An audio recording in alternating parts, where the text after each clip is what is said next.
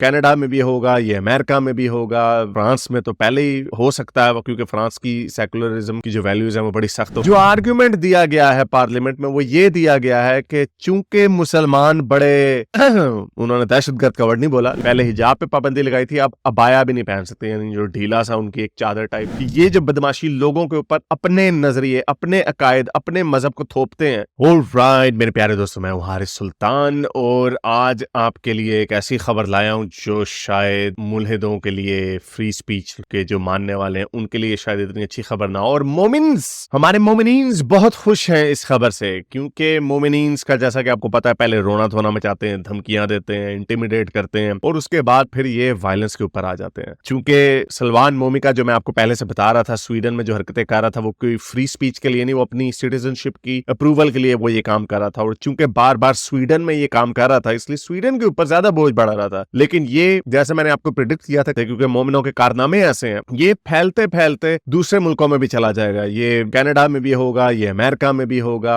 France में तो पहले ही हो सकता है क्योंकि फ्रांस की सेकुलरिज्म की जो वैल्यूज है वो बड़ी सख्त है, उसके अलावा उसके ऊपर भी बात करेंगे। और इंग्लैंड, यानी हर फ्री मुल्क में होगा। तो उसी तरह ये काम सलमान मोमिका ने स्वीडन में शुरू किया, फिर उसके बाद डेनमार्क में कुछ फार राइट के जो लोग हैं उन्होंने भी डेनमार्क की पार्लियामेंट के सामने 1 महीने पहले किया, हमने उसको भी कवर किया। तो उस हवाले से डेनमार्क में एक बहस छिड़ गई है जिसके ऊपर भी बात करेंगे, जो मुसलमानों के लिए, मोमिनों के लिए बड़ी खुशाइंद बात है। तो चलें उसके ऊपर बात करते हैं, लेकिन आगे जाने से पहले इस वीडियो को ज्यादा से ज्यादा लाइक करें, शेयर करें, सब्सक्राइब करें। अगर इस चैनल को सपोर्ट करना चाहते हैं तो patreon.com/हारिस सुल्तान पर जाकर पेट्रियन भी बन सकते हैं। और अगर कुछ नहीं कर सकते, कमेंट्स में अपने ख्यालात का इजहार जरूर करें, बताएं ये बात कहां जा रही है। तो चलते हैं आज की वीडियो की तरफ। तो डेनमार्क में एक लॉ प्रपोज किया गया है, यानी बिल पेश किया गया है, जिसमें उन्होंने कहा है कि हम जुर्माने लगाएंगे और अप टू 2 साल की सजा देंगे अगर कोई कुरान की बेहुरमती करेगा डेनमार्क में। तो मोमिनीन्स बड़ा खुश हैं। डेनमार्क की रिपोर्ट में बताया गया है कि तकरीबन 170 के करीब उन्होंने जो मुजाहरे होते हैं, जो प्रोटेस्ट होते हैं, उनकी एम्बेसीज के सामने हुआ की जगहों पे,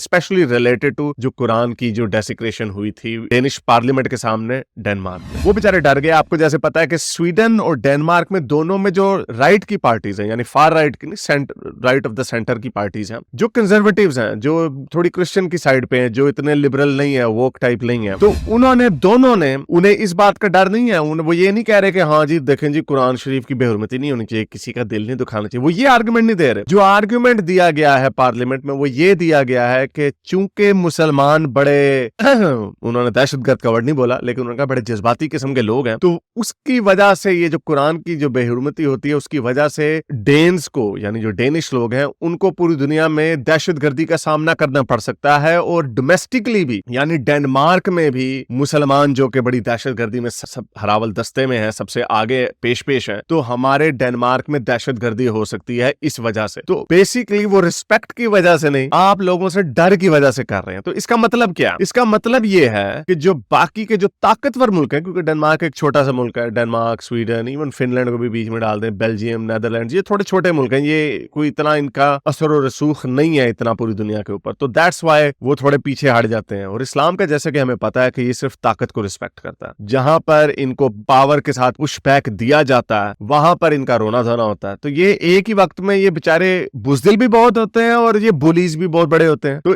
बुली को टैकल करने का एक ही तरीका होता है कि उसके सामने आपको खड़ा होना पड़ता है। तो बहरहाल ये एक अनफॉर्चुनेट खबर है कि डेनमार्क वालों ने कहा भाई ठीक है, 100 साल लगे डेनमार्क को अपने क्रिश्चियनिटी के ब्लास्फेमी लॉस खत्म करते करते, लेकिन यहां पर इन्होंने मुसलमानों की दहशतगर्दी से डर के इन्होंने अब ये इसको बिल ला रहे। हमें पता है ब्लास्फेमी लॉस जहां पे भी जाते हैं वहां पे बेड़ा गर्क हो जाता है। अभी फाइन और 2 साल से शुरू हुआ, ये आगे बढ़ता जाएगा, ये आइडियाज की वॉर है। तो बहरहाल ये सिर्फ डेनमार्क में है, लेकिन इसके साथ साथ मैं आपको बता दूं इसमें ज्यादा घबराने की जरूरत नहीं है, क्योंकि यूएनओ में 1 महीना पहले रेजोल्यूशन पास किया यूएनओ में, क्योंकि सारी बात है ज्यादा मुल्क जो है थर्ड वर्ल्ड कंट्रीज और अथॉरिटेरियन किस्म के बहुत सारे मोमिनीन, 50 मुल्क तो मोमिनों के ही हैं, जिसमें यूनानिमसली रेजोल्यूशन पास की गई कि हाँ भाई मजहबों की तौहीन नहीं की जानी चाहिए। तो यूएन ने कहा, लेकिन सारे वेस्टर्न कंट्रीज ने, जो अच्छे जो मजे वाले वेस्टर्न कंट्रीज है जिनमें रह के मजा आता है, जहां पे ये मोमिनीन्स बड़े मजे से वीजों की लाइनों में खड़े होकर सारा दिन धूप में खड़े रहते हैं ताकि वहां पे चले जाएं, America, Canada, Australia, England, France, Germany, उन्होंने कहा नहीं भाई हमने ब्लास्फेमी लॉज, ये फ्री स्पीच के ऊपर कदगन है, मैं इसको बढ़ता हुआ नहीं देख रहा। ये छोटे छोटे मुल्क जो हैं शायद ये करें और इसकी भी उन्हें पॉलिटिकल प्राइस पे करनी पड़ेगी, क्योंकि चाहे जैसा मर्जी हो, इनकी जो लोकल ऑडियंस है वो कहेगी कि अरे भाई हमने क्रिश्चियनिटी के ऊपर तो हमने खत्म कर दिया, क्रिश्चियनिटी के ऊपर तो आपने खूब इजाजत दी भी है, तो अब ये क्या चीज है, ये दाढ़ियों वाले जो आ गए हैं, क्या हम इनसे डर के मारे अपनी फ्री स्पीच के ऊपर कदगन लगाएंगे? तो मैं इसको फैलता हुआ नहीं देख रहा, और बल्कि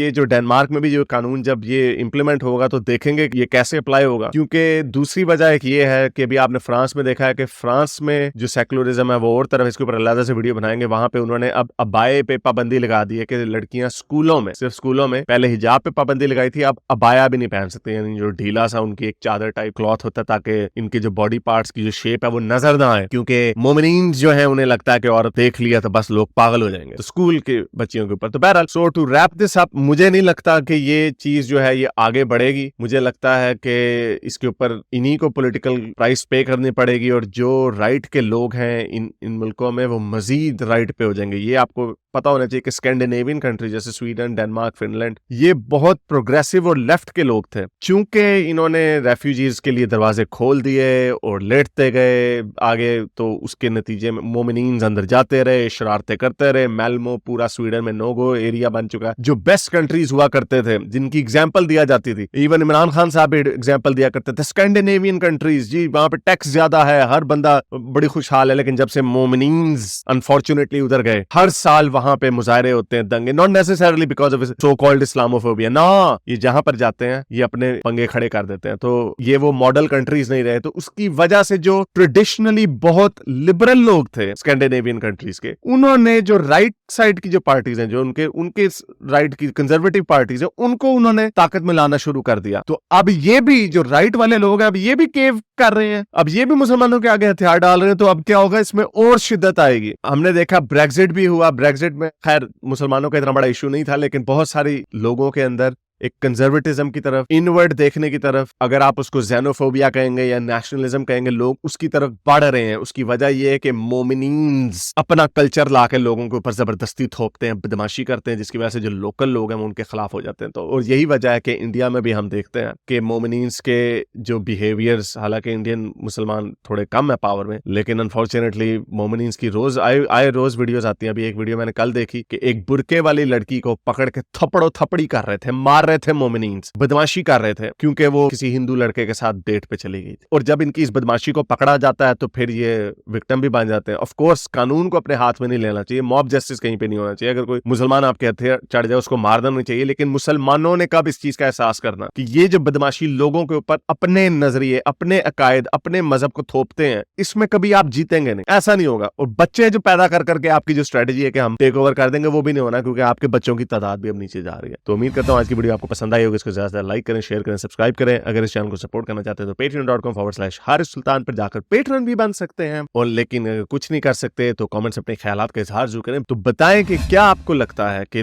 वेस्टर्न कंट्रीज जो है वो इनके आगे हथियार डालते रहेंगे और आहिस्ता आहिस्ता ये जो सो कॉल्ड ब्लास्फेमी लॉ है ये फिनलैंड के बाद फिर स्वीडन में, फिर बाकी यूरोपियन कंट्रीज में भी आएगा, या आपको लगता है कि उन्होंने भी कहना इनफ इज इनफ और डंडा फेर देना उन्होंने? चलें फिर दोबारा मिलते हैं अगली किसी वीडियो में। अब तक के लिए इतना ही, अगली वीडियो तक साइंस हाफिज। अगर आपको मेरी ये वीडियो अच्छी लगी तो मेरे चैनल के मेंबर बनिए, पेट्रन बनिए, या फिर आप मुझे बाय मी या कॉफी में भी सपोर्ट कर सकते हैं।